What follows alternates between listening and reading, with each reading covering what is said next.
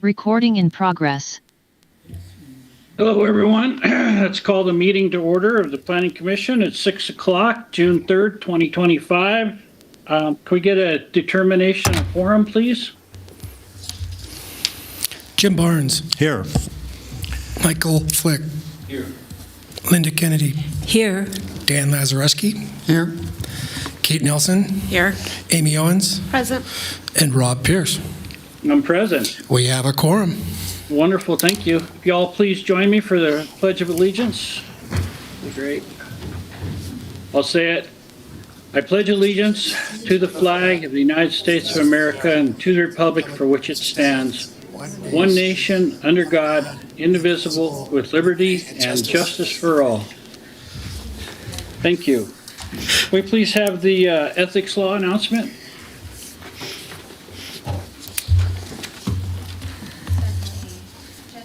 For the record. Commissioners are reminded that if with respect to any matter or any person coming before the commission today, number one, you've received a gift or loan. Number two, you have a pecuniary interest. Number three, you have a commitment in a private capacity such as a family, employment, business, or similar relationship. Or number four, if you've provided representation or counseling before an agency to a person or entity for compensation within the last year on a matter being considered here tonight, please remember to disclose that gift, loan, interest, commitment, or prior representation at the time the matter is being considered. And furthermore, please remember that you must abstain from deliberation or voting on the matter if it's clear that the gift, loan, interest, commitment, or prior representation would materially affect the independence of judgment of a reasonable person. Commissioners are also reminded that under the Planning Commission rules, if you've had any contact outside this meeting with any persons interested in a matter coming before the Commission today, you should disclose the nature of that contact at this meeting. Thank you. Thank you. Can we have the appeal procedure, please, Mr. Lloyd? Yes, certainly. Most decisions rendered by the Planning Commission are appealable to the Board of County Commissioners. If you disagree with the decision of the Planning Commission and qualify as an aggrieved person or party, you may appeal in writing within 10 calendar days from the date that the decision being appealed is reduced to writing, filed with the Secretary of the Planning Commission, and mailed to the original applicant in the proceeding being appealed in accordance with Washoe County Code. Please call the planning staff immediately at 775-328-6100 for information on the appeal procedure and the application fee. Thank you very much. At this time, I'd like to open up general public comment. Do we have any general public comment? Mr. Chair. Yes. This is Jen Gustafson. I forgot to read the public comment procedures, so if I can just do that briefly. Yes, go ahead. I thought it was a little short. I know, I just forgot. All right. All right, this meeting is held in the County Commission chambers. It's also being held via Zoom webinar. If you'd like to participate via Zoom, you can log into the webinar at the link that's found on the first page of today's agenda, or you can join by typing zoom.us into your computer browser, clicking Join a Meeting on the Zoom website, and entering meeting ID 842-7265-9406. If anyone is having computer issues, they can join us by telephone only by dialing 1-669-900-9128 and enter meeting ID 842-7265-9406 and pressing pound.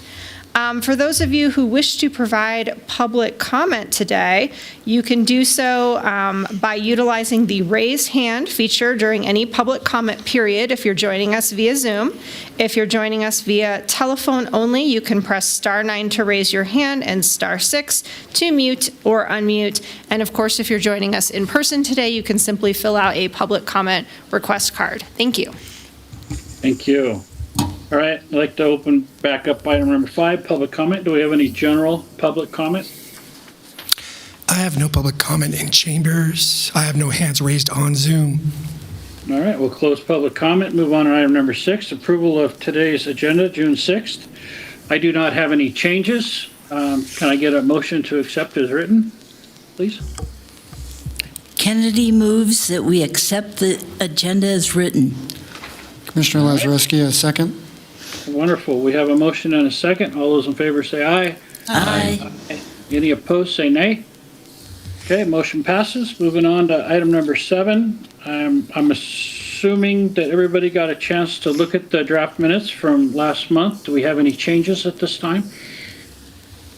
We don't have any changes. Can I get a motion, please? Commissioner Commissioner Lazarus. Go ahead. I move that we approve the minutes of the last meeting as written. And Kennedy seconds. Wonderful. We have a motion and a second. All those in favor say aye. Any opposed, say nay. All right, that motion passes. Moving on, item number 8. This is 8A. It's appointment to the Parcel Map Review Committee. There's a recommendation that the chair, me, Washoe County Planning Commission, appoint Rob Pierce as a member of the Planning Commission to serve as representative to the Washoe County Parcel Map Review Committee with a term retroactive from July 1st, 2024 to June 30th, 2026, and appoint Kate Nelson as a member of the Planning Commission to act as an alternate in the event of a regular representative is absent, with a term retroactive from July 1st, 2024 to June 30th, 2025. It is also recommended that the chair of the Washoe County Planning Commission, me, appoint Linda Kennedy as a member of the Planning Commission and act as an alternative representative to the Washoe County Parcel Map Review Committee in the event that the regular representative is absent, with the term effective July 1st, 2025 to June 30th, 2026.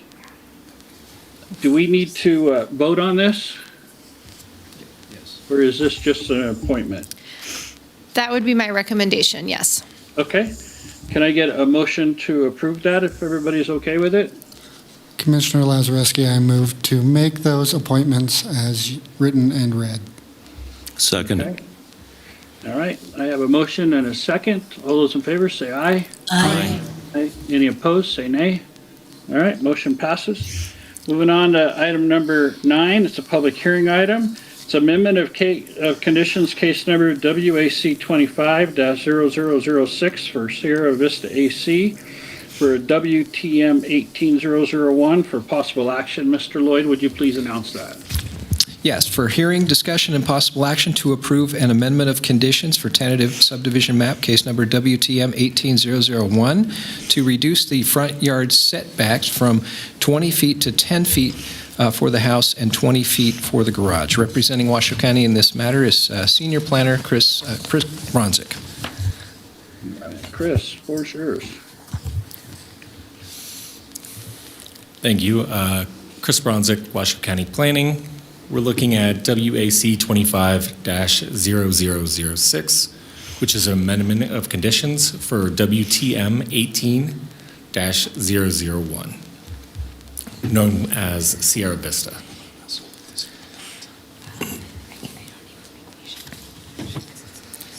So a little background. WTM 18-001 was approved by Washoe County on March 6th, 2018. It was for 206 lots, and it's a common open space subdivision. Common open space subdivisions allow for applicants and staff to modify lot sizes, setbacks, and other things normally requiring larger lot sizes or substantially larger setbacks. And so when the applicants came in originally, they kept it to standard setbacks. Right now they have front yard setback at 20 feet, rear yard setback at 20 feet, and side yards at 5 feet. And so all they're doing with this amendment of conditions is they're changing that front yard setback and keeping a garage setback. So the garage setback would be 20 feet to allow for a standard vehicle to still park within the driveways, but modify the front yard setback to 10 feet, and that would be 10 feet from property line to home. And so that is the only thing that is being proposed, and this would amend a condition 1J. And so part of this, it allows for just a variation within the subdivision.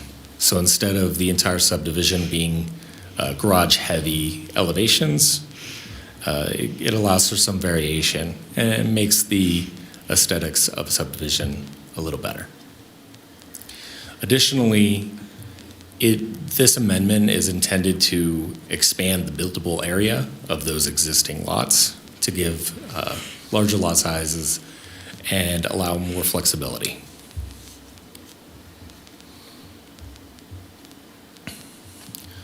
So before you is the existing tentative map.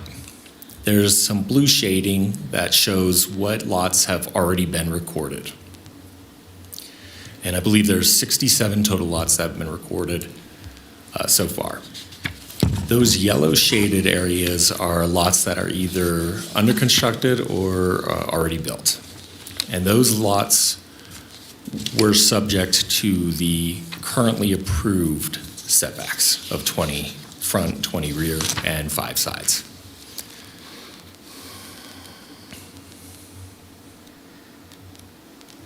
So as part of this project, substantial notice was provided. 215 property owners within 500 feet. We did receive one public comment today regarding this project. There was concerns related to increased traffic, speed limit violations, and safety concerns for residents. Staff was able to make all the required findings associated with the amendment of condition, and staff is recommending approval. I'm available for any questions you may have. All right, is the applicant present? Would they like to make a presentation?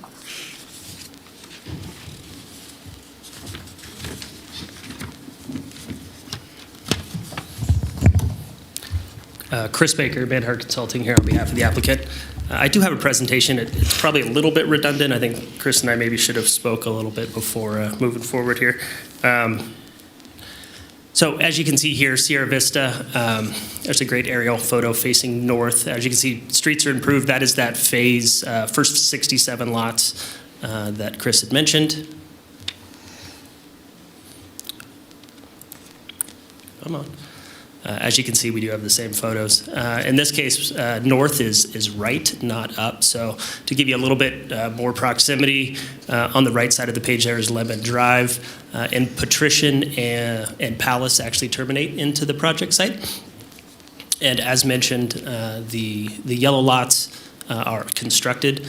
The blue or purple lots are recorded, and then there is the remaining portions of the project yet to be developed.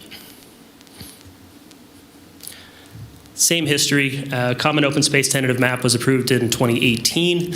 And unfortunately, at the time, there wasn't a builder or a product line that was associated with the approval process. It was just streets and lots, and that was done. The applicant was the property owner at the time. If there was a product line, I think we probably would have used the setbacks that we're proposing today. They actually do correspond with the 5,000 lot square footages in underlying Washoe County code, which is a 10-foot setback in the front. So we're very consistent. We just honestly didn't have the product line at the time in 2016 or in 2018. And as mentioned, 67 lots are recorded. Here's the request amendment. It is condition 1, which has various portions. So it's 1J to reduce the front yard setback from 20 feet to 10 feet, maintaining the 20 foot to the garage to allow varied front setbacks which accommodate house forward designs. And again, the intent there is so the streetscape is a little more diverse, so you don't just constantly see large 2-car garages. So key points, there's another portion of condition 1, which is 1R, which does call for a variation of setbacks, but we're really kind of tight. When you have a 20-foot setback in the front and a 20-foot setback in the rear and your lot is only 100 foot deep, you run into situations where you really can't vary those houses too much, so you end up just with kind of a straight line of garages that we're seeing in phase 1, and we're trying to avoid that as we move forward through the development. It does further the intent by moving away from the uniform garage forward streetscape, like we mentioned, and then it does mention, or it does encourage broader range of housing options, as Chris mentioned. You can get a little bit more square footage in there, and which ultimately would lower the price point per square foot. So, with that, we're available for questions, and thank you for your time. All right. Does any board members have any questions at this time before we go into public comment? All right, not seeing or hearing any. Let's open up public comment. Do we have any public comment? I have no public comment in chambers. I have no hands raised on Zoom. All right, we'll close public comment, bring it back to the board. Do we have any discussion or questions or? If we don't, then I'll open it up for a motion. Kennedy, I move that, is my mic on? We turn on our microphone. Is it on now? There we go. There you go.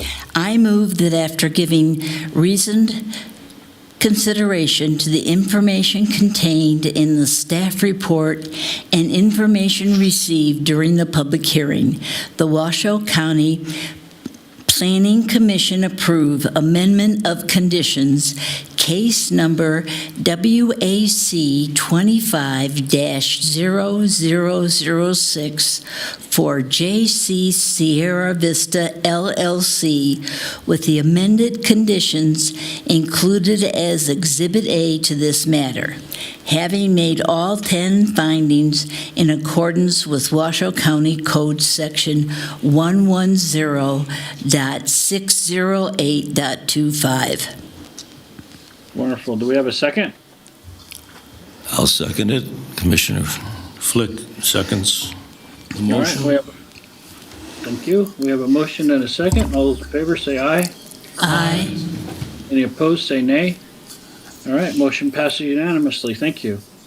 Moving on to 8B, Development Code Amendment Case Number WDCA 25-0003 for Master Plan Amendment, WMPA 25-0001, Regulatory Zone Amendment, WRZA 25-0001, 2025 Tahoe Area Plan Update for hearing and possible action to approve. Mr. Lloyd, can you read that announcement there? Tell us what it's about. Okay, I'm going to throw my legal counsel under the bus. She's telling me I have to read the whole darn thing, so here you go. That's why I stopped. Go ahead. Yeah, the whole thing. Just giving her a hard time, yes. For hearing, discussion, and possible action to initiate an amendment to the Washoe County Code at Chapter 110 to update Article 220 Tahoe Area Plan and Article 220.1 Tahoe Area Design Standards. These updates include adding a section to establish standards for affordable, moderate, and achievable housing in multifamily areas. These updates also include amending various sections to amend references to the prior Washoe County Master Plan and update organizational names, clarify application requirements for amendments to Article 220 and 220.1, update references to TRPS Code of Ordinances related to land coverage, update maximum height and minimum residential density in town centers, add standards for height, parking, density, and coverage for affordable, moderate, and achievable housing in town centers, update standards for bicycle storage, provide for reductions in parking minimums for affordable, moderate, and achievable housing, and add standards for the submittal and review of the required parking analysis, modify minimum lot widths and setbacks for residential and mixed-use developments in preferred affordable areas, modify requirements for encroachment into front yard setbacks on corner and sloped lots, modify standards for accessory dwelling units, modify standards for temporary uses, require development within avalanche hazard areas to record a hold harmless agreement, modify explanation of use tables to clarify the meaning of A and add administrative review permit, modify permit requirements for multiple family dwellings in Crystal Bay Tourist, Incline Village Tourist, and Incline Village Commercial, add schools, kindergarten through secondary schools as a special use in Incline Village Tourist, add multiple family dwellings and employee housing as allowed uses, and update special policies in the Ponderosa Ranch Regulatory Zone. Allow single-family dwellings by right in the Incline Village 5, Crystal Bay, and East Shore regulatory zones, and require a hold harmless agreement for development in the Incline Village 5 and Crystal Bay regulatory zones. Update special policies for Crystal Bay.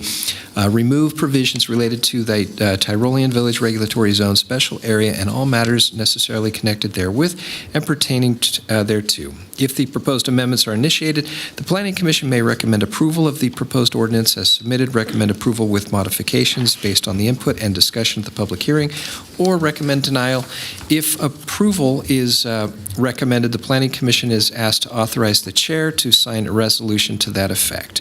And 2, adopt an amendment to the Tahoe Area Plan, the Washoe County Master Plan for Washoe, Tahoe, to remove references to the Tyrolean Village Special Area, add the Tahoe Transportation District to the development of a parking management plan, update section related to transit, update section related to pedestrian, bicycle, and multimodal facilities, update planned roadway network project details, update references to University of Nevada, Reno at Tahoe, and add dates to data tables, and if approved, authorize the chair to sign a resolution to this effect.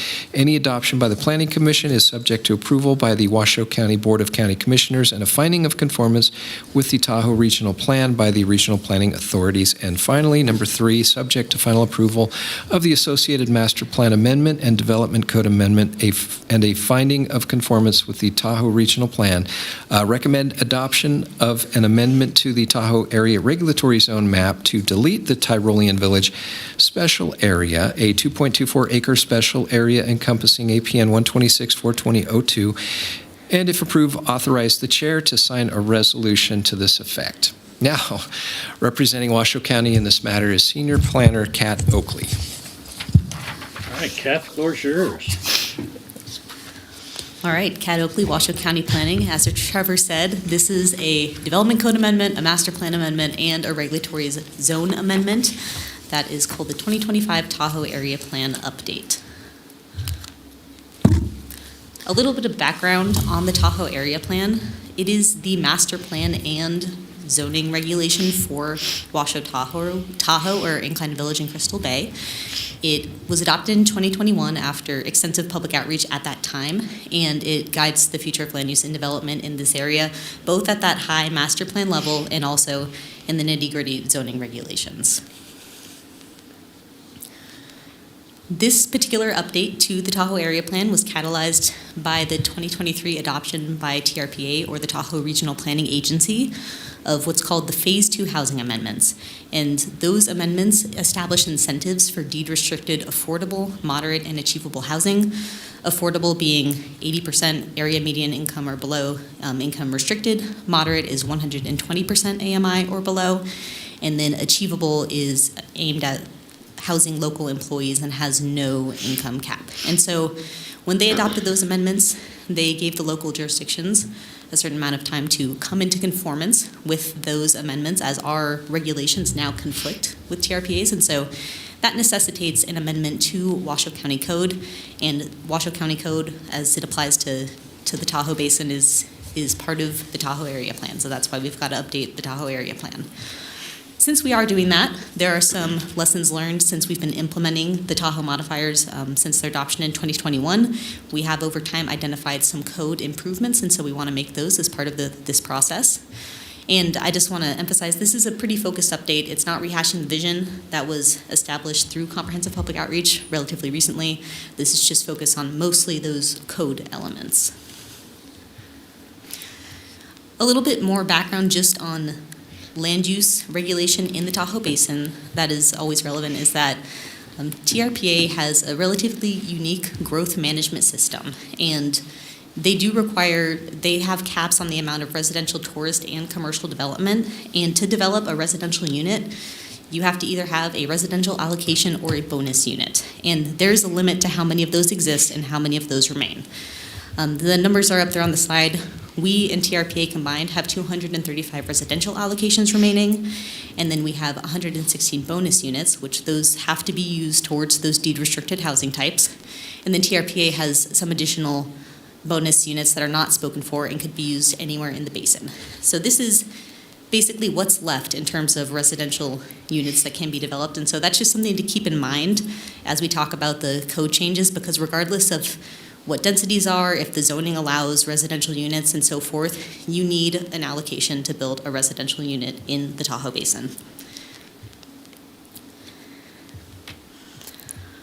To get into the details of the amendments, and I'll try to go over them at a high level, and if you have any questions, I can answer them afterwards. But there are some things that we call scheduled amendments. So those are the items that when the area plan was adopted in 2021, TRPA identified them and said, hey, we can adopt this now, but next time you need to fix this list of items.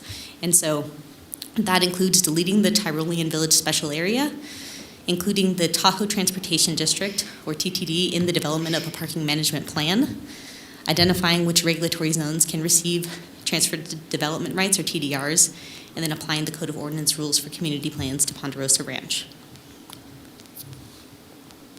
In the case of those last two bullet points, that's an example of a case where there was something that used to be in place in our code that wasn't carried over when we adopted the Tahoe Area Plan in 2021.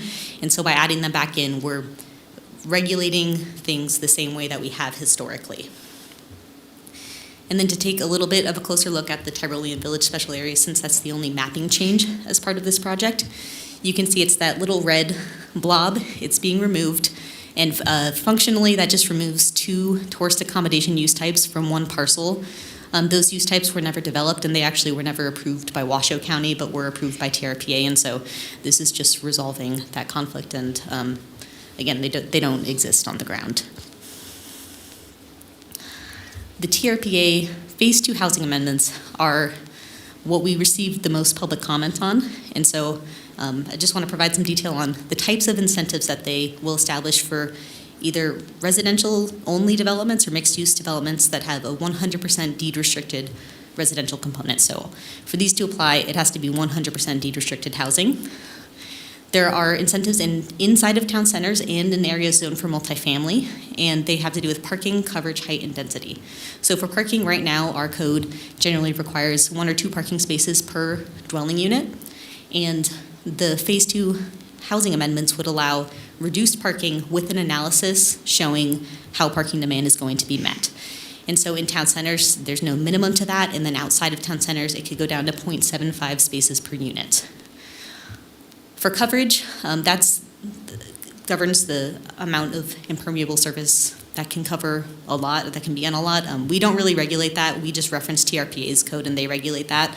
But just for your information, the existing maximum coverage in town centers is 70%, and with this incentive, there would be no maximum.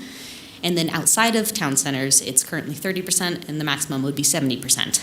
And that is if there is an area-wide stormwater treatment system. And I mention that because currently there are none in Washoe County, and so until such time as there were, this incentive would not be able to be used. There's also an incentive for increased height, an additional 9 feet in town centers, and then additional height for a shallower roof pitch outside of town centers. And then an increase in density to have no maximum density. So right now in town centers, the maximum is 25 units per acre. There'd be no maximum outside of town centers. 15 units per acre is the current maximum, and there would be no maximum for deed-restricted development. And again, I'll just mention, regardless of this, you do need those residential allocations or bonus units to build residential units, regardless of maximum density.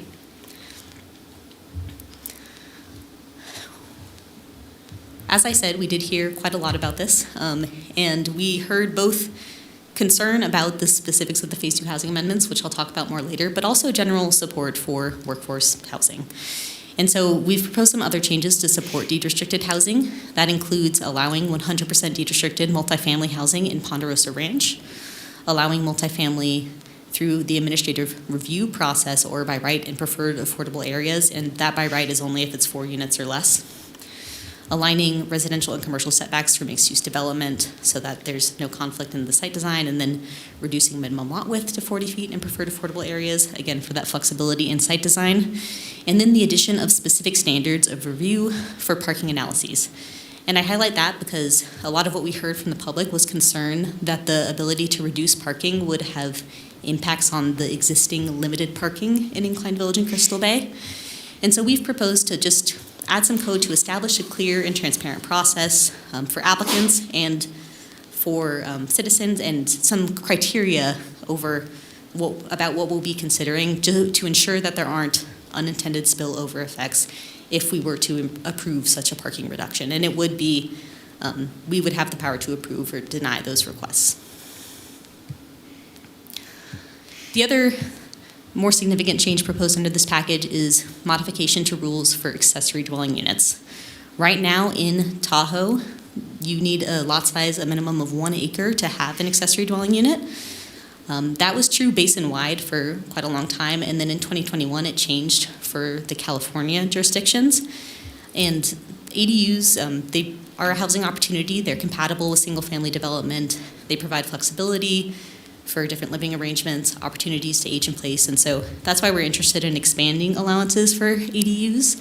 And what's proposed is removing the minimum lot size, allowing ADUs up to 1,200 square feet on those lots, an acre or smaller, or under an acre, and then allowing detached ADUs under 500 square feet and under 12 feet tall to be 5 feet from side and rear property lines, which aligns with those accessory structure setbacks and is the same as we have in the valley.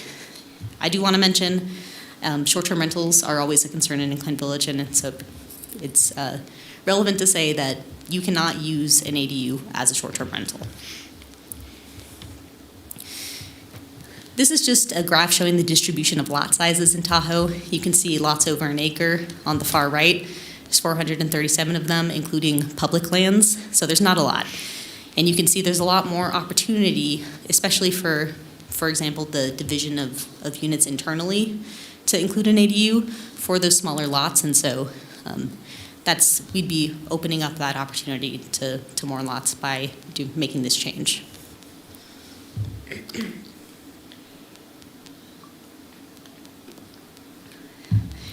There are some changes that are fixes of typographical errors and clarifications. That includes things like clarifying that A means allowed instead of through an administrative permit, clarifying that the organization of the use tables in our code, adding clarification that development code amendments in this area are also master plan amendments, and then allowing schools in the Incline Village Tourist regulatory zone by special use permit, and that's kind of a cleanup because that allowance was inadvertently removed after a 2002 area plan amendment added that use. So those types of fixes. Also some code improvements we want to make. So removing a special use permit requirement for single family homes or for all development in 3 regulatory zones.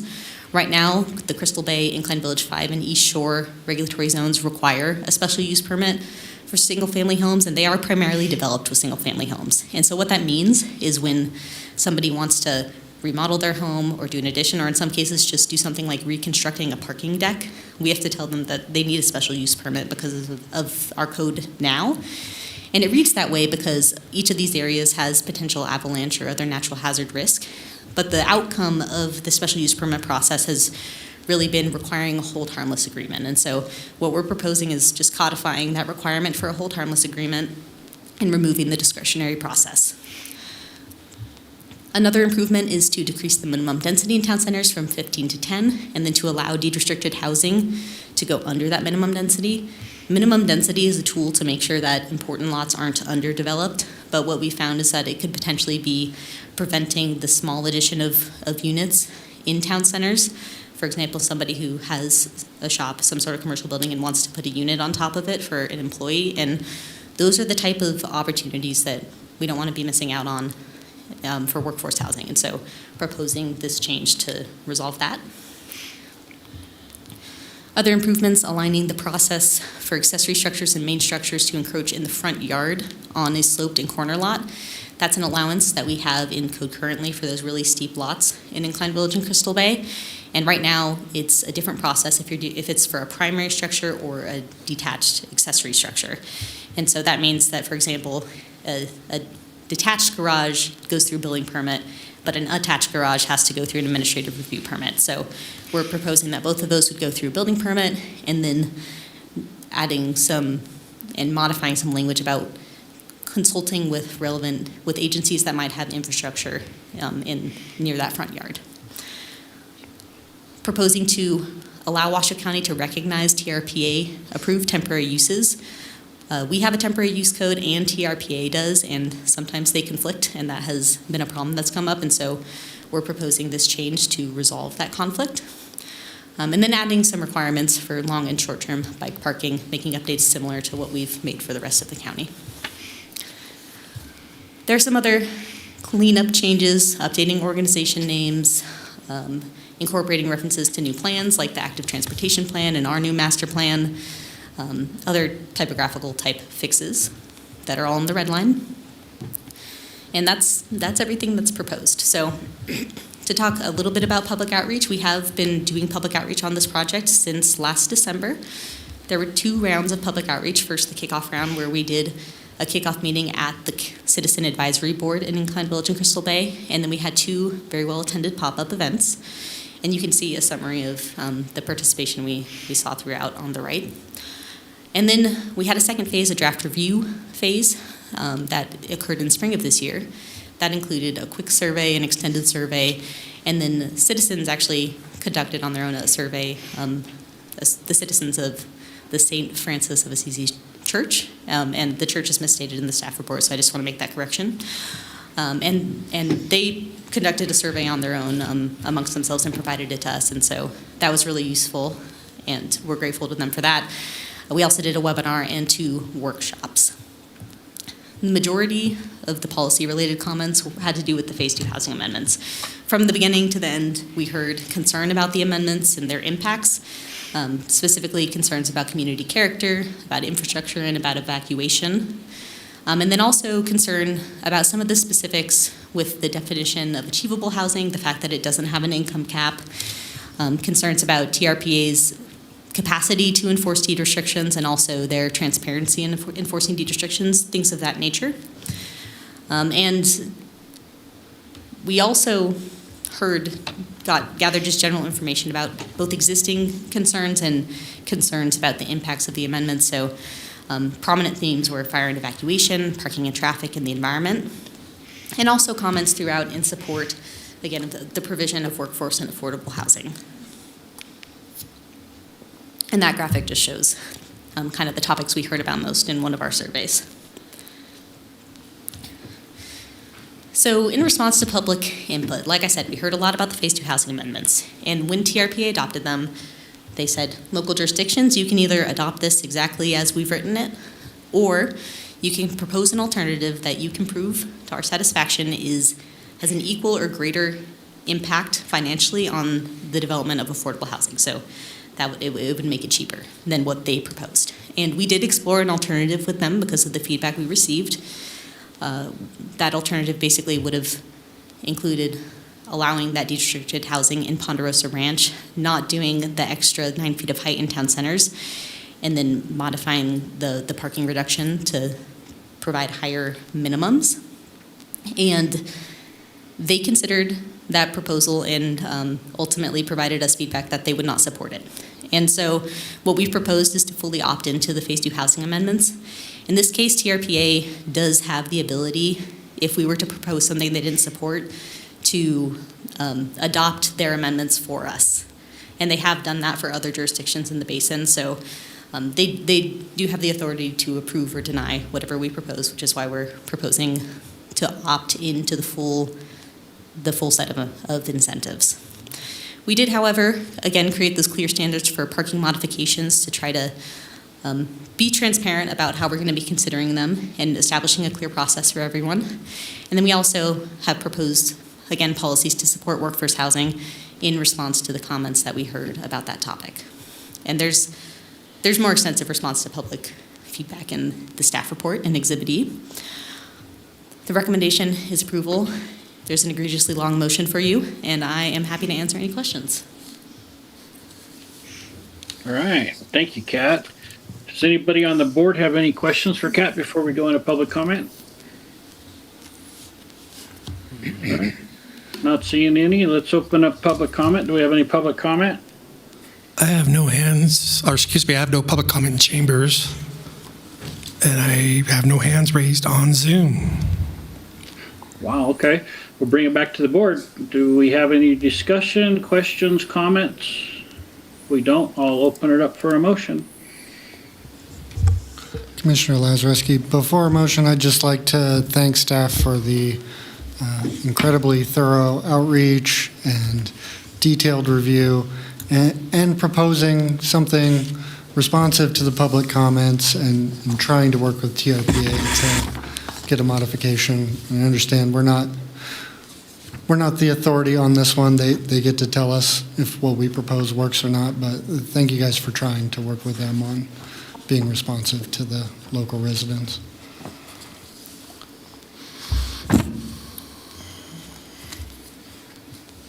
If there's no other comment, I'm happy to make the motion.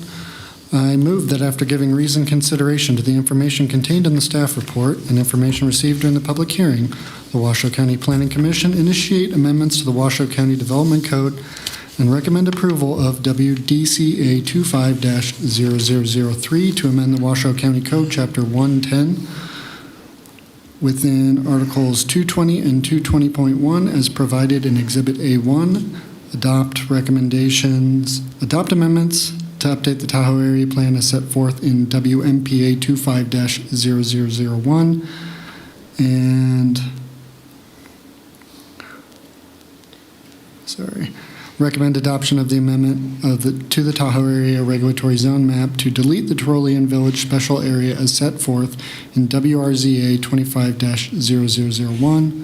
I further move to authorize the chair to sign the resolutions contained in Exhibits A, B, and C on behalf of the Washoe County Planning Commission and to direct staff to present a report of this commission's recommendation to the Washoe County Board of County Commissioners within 60 days of today's date.